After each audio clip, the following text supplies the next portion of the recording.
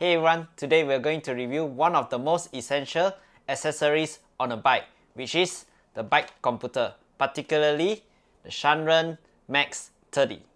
Now let's get started. Right on! Hey everyone, so Zach here back with another video. I do cycling related content from product review, route review and also my cycling journey. Do check out my channel if you're interested to this kind of stuff. Today I'm excited to share with you about the Shanren Max 30, which we will review in detail. I want to take this opportunity to extend a huge thanks to Shanren for sending this over for me to review. They did not pay me to make this review, so what you're seeing here is based on my personal opinion and I am free to give my feedback on this device. If you have any questions regarding this device, feel free to leave down in the comment section down below. I'll try my best to answer to all of them. With that out of the way, let's begin with the unboxing of Shanren Max 30. Alright everyone, so here is the box for the Shanren Max 30, but before that, a quick disclaimer, I've already took out this bike computer, but we shall set this aside and let's see the packaging itself. So here we have the box, very plain box, simple design, Shanren, the bike computer at the middle, and the branding itself, Max 30 GPS bike computer. So it comes with a 3.0 inch screen, comes with a tail light control. If you guys haven't checked it out previously, I did do a review before on the Shanren Smart Tail Light. So if you guys want to check it out, I'll leave a link down in the description below. And we have also a customizable display. So will be interesting to check them out. I'll go through together with you later on. So this is the specification. Pause if you want to have a look on it. Over here, the bike computer itself, a little bit branding up here, nothing down there. Okay, so at the back of the box, we have features. Pause if you want to have a look. We even have the types of cycling data that you want to have for your bike computer and the address of the Shanren headquarters located in China. First off, of course, we have the charging cable. The current standard right now is USB-A to USB-C. Some accessories for you to mount your bike computer on the stem, handlebar or so. User manual, which we will not go through today. Okay, so here is the device itself, the Shanren Max 30. So the 3.0 inch screen over here, pretty big screen, which we will compare it later. The branding up here, Max 30, and then we have the 3-button layout over here. So for over here is the pause and play, stop or lap, then also the toggle tail light or toggling the page, right? So at the side over here, we have the branding Shanren. As you can see over here, pretty thick bike computer. Top here, no branding, just simple design. Also again, no branding.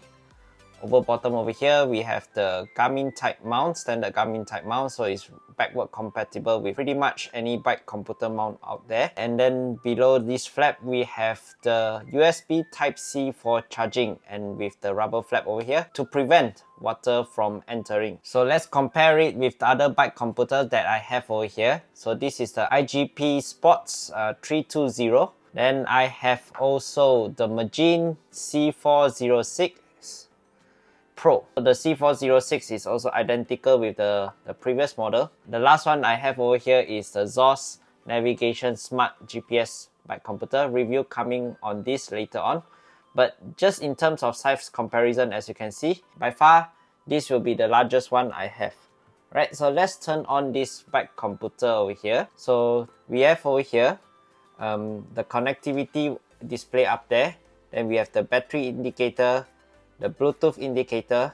Over here there is a clock, trip time meaning your activity time or your riding time. We have the speed, and down here is customizable, which I will show you later on. So I'm gonna show you the application over here. As you can see over here, it's already connected with the bike computer. It's indicated on the top over here. There's a Bluetooth sign up there. So here is the front home layout of the app itself. If you have a ride or you've done a ride on a particular day, you can download it up there. Then it will load up all the rides that you have done on that particular day, so you can manually download it over here. Besides that, it's also showing your device or any device that you have connected with the app and the most recent activities that you have done with this bike computer. Let's just go into the device itself. Okay, so here is the part where all the good things happens for this bike computer. So basically, as you can see earlier in the box, you can customize the screen to your liking. So this falls under the customize display. Over here, you can customize basically any part of the bike computer by just clicking on it. For instance, if you want to change this to speed, average speed or max speed, over here you can even change it to any data that is relevant to you, or depending on what you need or what you like, you can set it over here.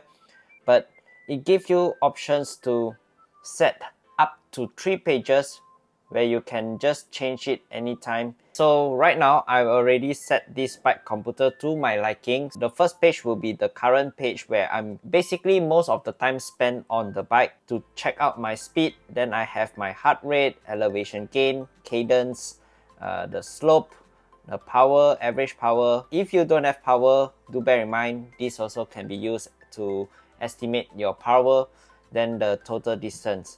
Then I've set up the second page for my average data, whereby you can have average speed over here, average cadence, average heart rate, max heart rate, calorie burns, power, and then trip distance. Up here on these 2 profile up there, I set it to temperature and the total trip time. If you have more data that you want to see, you can even set up the third page, but I'm not going to do here. So basically, I'm just pretty much set onto this 2 page itself. You can even set the bike computer to have a looping feature, whereby any given time you can set every 5 seconds it will loop the page, it will flip the page for you to see your other data. Then we go to the sensor pairing. As you can see over here, if you have any sensors that you would like to pair, then you can use this sensor pairing over here. You can pair, as you can see over here on my screen, I've already paired mine. So if you don't have any sensor, you can also use just for the GPS itself. If the bike computer also supports that.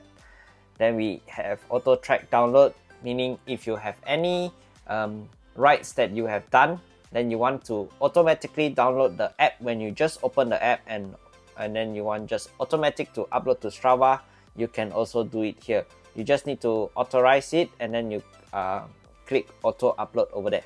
Though basically the rest is just basic settings that you can find in most bike computers. The cyclist weight, unit setting. Over here I use a metric and Celsius instead than imperial and Fahrenheit because we are in Malaysia. And we have the wheel settings, beep. Sometimes I do find this a little bit irritating, so I prefer it to be quiet, so I just off the beep. Backlight, you can even set it to sustain, auto, or turn on, turn off. Normally I will just put auto, but anyway. The power over here is your FTP. You can set it based on your FTP. It's also possible over there. Then satellite mode. You can choose either GPS plus BDS or GPS plus GLONASS. And then if there is a firmware upgrade, do make sure you keep your bike computer up to date, guys, because to ensure that your bike computer stays accurate, then yes, update is highly recommended. So basically that's about it for the app itself and how does the app connect to the bike computer. But if you want to connect the bike computer or do some settings on the bike computer itself without relying on the app, that is also possible, but we are not going to go through that in this video. While my initial reaction was it might be too big for my liking, but after a few rounds cycling with it, I quickly adapted to it already. Setting up the Max 30 is pretty straightforward. All you need to do is to download the Shanren companion app and follow the setup instruction from there. So if you have additional sensors like the cadence sensor, speed sensor, and even power meter, which is supported by the Max 30, you can link all those through the app or manually directly with the computer. One thing I like about this bike computer is the customization, where you can set the data that you want to look at the bike computer. It's pretty user-friendly, and with its clear big screen, it's a welcoming feature to have. This allows me to view all the data that I need in just one page without flipping it or toggle it between pages. One standout feature for me is the power estimation. Now I find this power estimation pretty useful. especially for individuals that don't have a power meter. So to use this power estimation feature, it's crucial for you to input your profile data as accurate as possible for reliable power estimation.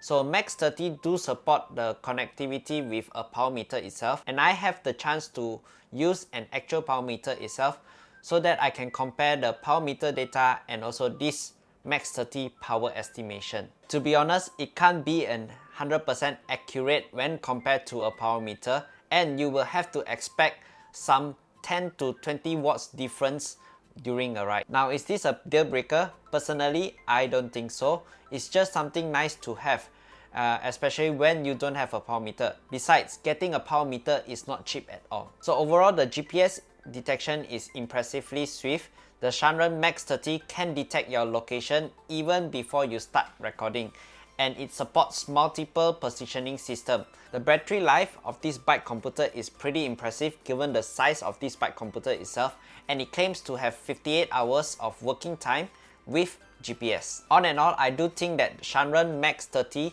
offers a compelling overall package. However, I did encounter a minor issue once. There is one time during mid-ride, I was actually flipping the screen, and which then somehow caused this bike computer to beep continuously non-stop. The problem is then solved only when I stop the ride and restart the recording. It's nothing serious, just a little bit irritating. Fortunately, it only happens to me once, so it's something that worth mentioning to you guys. So if I were to mention something else that I don't like about this bike computer, given the price, it does not offer a basic navigation feature if you compare to other bike computers in the market that are within the similar price range. But I don't think that this bike computer is targeted to that type of consumers. So overall recap, Shanren Max 30 is an excellent bike computer considering the features that it offers. So I think this bike computer is compelling to those who are looking for a larger screen to display all the data that you need in a single page.